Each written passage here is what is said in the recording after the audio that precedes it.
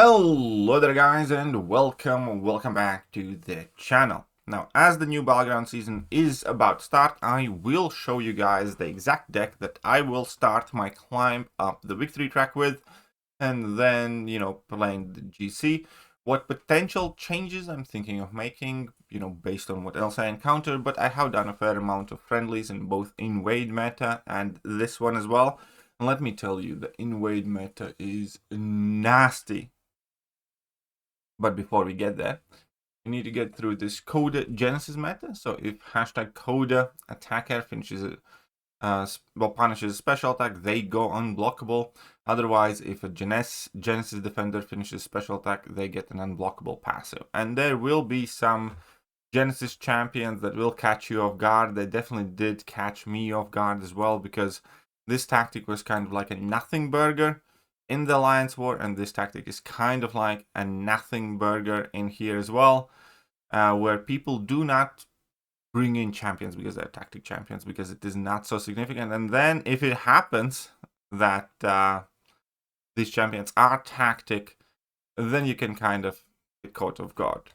So the Genesis champions are here. They do include the Baron Zemo, the Maestro.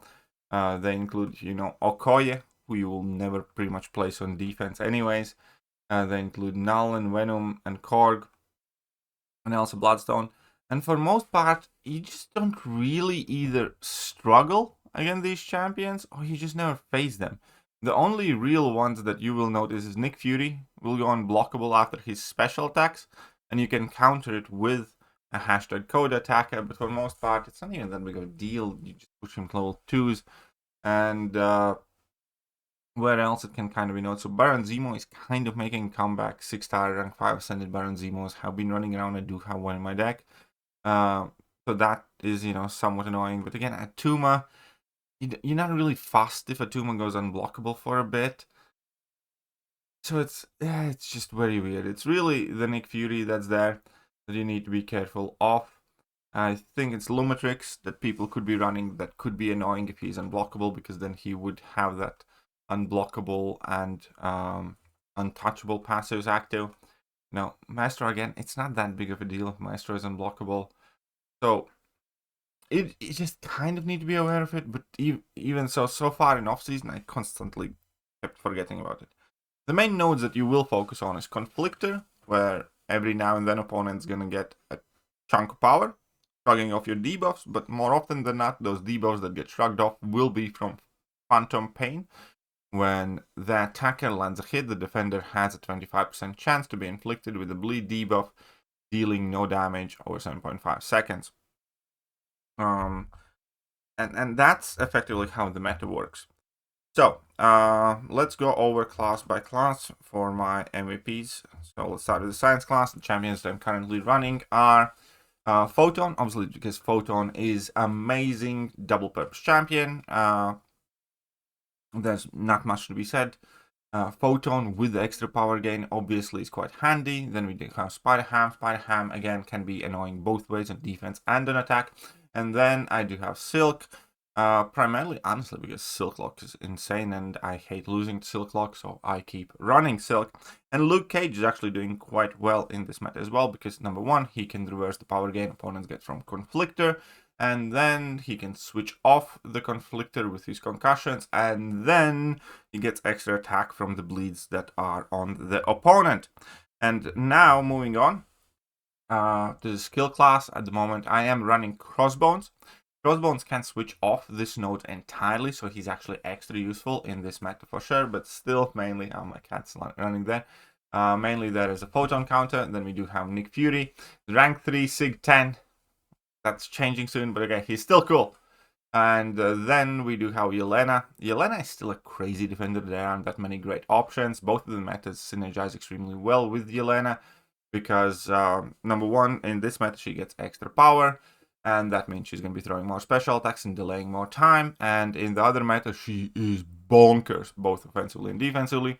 We have Okoye. Again, Okoye functions reasonably well, but because Okoye lock is a thing, you will be able to do some crazy things with her. And we have Baron Zemo, who's actually very, very, very crazy on attack against bleed immune champions. For instance, on Photon, he's significantly stronger because when you're going to be striking your opponents, they will consistently be triggering their bleed immunity. And that means he's going to be consistently getting his Fury buff and hitting significantly harder.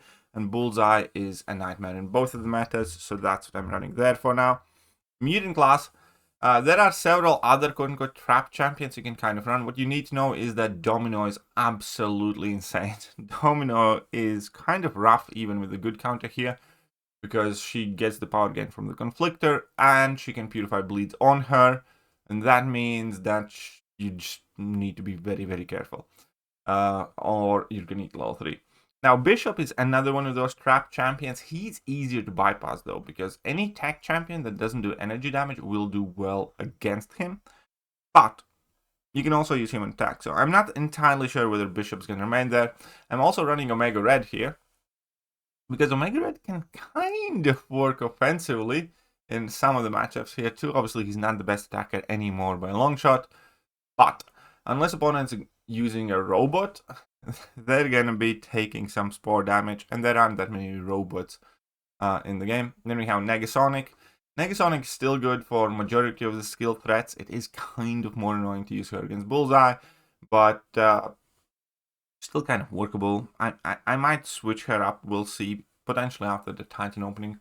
But for now, you know, I haven't drafted her much. I haven't been super impressed with her. She's okay against the Tuma and Korg and stuff, but I don't know if she will stick to the spot in the team.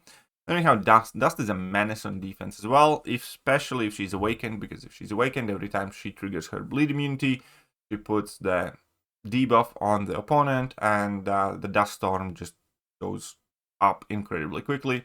Now, Mr. Sinister, more dangerous than ever on defense, perfectly viable on attack, especially because he does kind of interact with the Purify and Cleanse nodes that he can take care of here. And you need to be a bit careful, but he's still, you know, absolutely usable. And we have Onslaught as well, because why wouldn't I run a rank 4 Onslaught? Then the 3 Cosmic Champions that I'm currently running only are the Serpent, the Thanos, and the Dark Phoenix. Every single one of them, you know, is as dangerous as ever for most part. Not much to say there for any of those. Then we have the techs. We do have Prowler. I like Prowler in this man a lot because he gets rid of excess power from the opponents, and you know, Conflictor node gives opponents extra power, and he, you know, completely power drains them after they throw special attack, so it's quite handy. And then we have Starkhand Spider-Man. He can't do some of the matchups that you want him to, namely Bullseye. For the most part, he's still very, very capable. Then we have Red Skull and Warlock. Now, honestly, that Warlock might potentially get exchanged for something like a Shocker that I still have to rank up, but we'll get there when we get there. Now, in Mystic class, I do have rank 4 Shatra and Tigra. Both of them are awesome. Both of them are also hashtag Coda attackers, so punching opponents' special attacks do get them to be unblockable, and that's absolutely awesome. That's just like an added bonus, if you will. I do have America Chavez. Hasn't really done the best in this meta so far for me, but you know, still okay. And we do have Kushala functioning well enough, and Juggernaut still destroying things, and Enchantress more annoying than ever. Obviously, there is still room for change. There are some champions that, you know, I'd love to try, but I probably will not be able to, because, you know, you can't rank up everybody to rank 3.